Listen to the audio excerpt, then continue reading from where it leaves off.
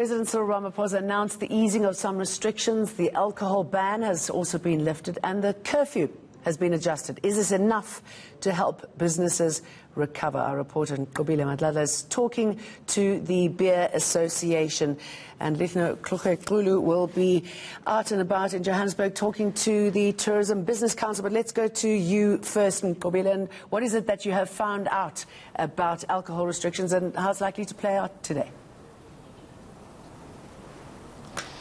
Well, Jane, having spoken to Wendy Albert, she just did explain to us a little bit earlier on that this is quite a great moment for most people that are in this industry, but it's also one that requires that they sit down and understand more what is expected of them. But now, joined by the Beer Association, we're going to find out from Patricia Pillay how this is going to affect them. I mean, the ban has been lifted. What does this mean for you?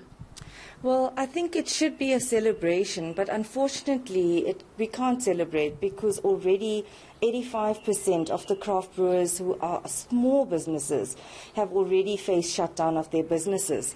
So for us now, today is a day where we need to now relook at whether we can actually try and salvage these businesses, try and see what short-term relief we can offer these businesses to try and keep them. So it's not really a celebration for us. I think it is a glimmer of hope for us, and we are grateful for it, but at the end of the day, it's a little too late, I think, for a lot of businesses.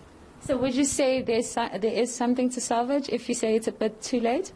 I think there is. Obviously being back in trade is better than not trading.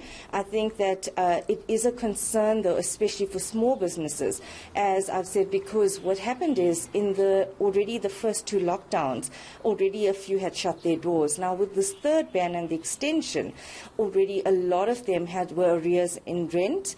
They already had their stock. A lot of them had to give in to the banks back their stock and destroy their stock as well as their equipment. So it's been a tough time all round. But what we've had to do is also give them food vouchers. That's how bad the situation got. So it's really been a dire situation. So I do want to be a little bit more optimistic and try and be positive, however, until we get some kind of relief.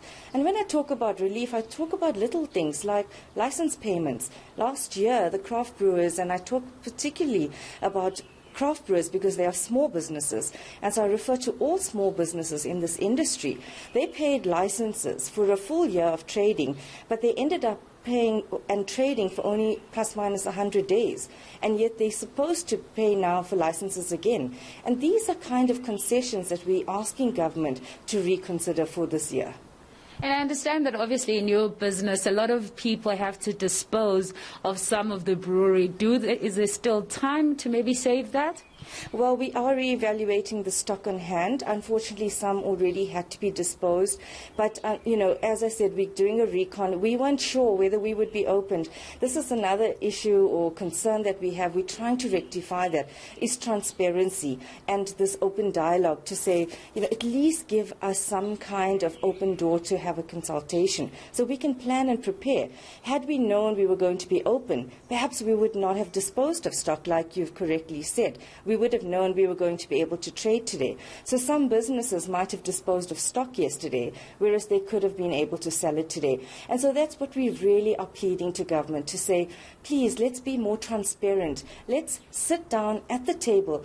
Yes, we understand there are concerns. We understand that there is COVID that is going on, and we are not saying that lives and livelihoods should trump over lives, but we are saying that there are livelihoods also that are at stake here. So let's be open, let's be transparent in the way that we doing and consulting on these gazettes and these decisions that are made. And I hear you say you are pleading to the government. So is there a way forward? Is there anything that is on the pipeline that you will be doing? Well, we've written to the presidency, we've written to the various ministries, the DTIC as well. We've received an acknowledgement, but we're yet to have a seating with the office of the minister at the DTIC. And we're hoping that the minister will sit down with our CEOs, ourselves as the association CEOs, and actually talk to us about what is the actual benchmark in terms of when they will relook at closing us. And we're hoping that that will not happen again. We're hoping that the problems that we have are can be dealt with. You know, that we've always looked at it as a short-term, medium and long-term solution that we need to look at. And so far we've only been looking at banning. And we've always said as the industry, that's not a solution. We need to look at and say, what is the actual cause of these trauma units that are actually capacitated, and deal with that. So we've been looking at a social compact at NEDLAC where the social partners sit, and we're hoping that we can get that signed off, so at least we make progress in terms of that. Thank you very much, Patricia. Well, Patricia Pillay from the Beer Association, of course, saying that this is the time to talk. So it seems like there's going to be a lot of talks and a lot of issues that are going to be raised, but also looking into how they will be saving the business, the industry itself. All right, thanks for that, Nqobile. We're also going to be going over to Monique Mortlock.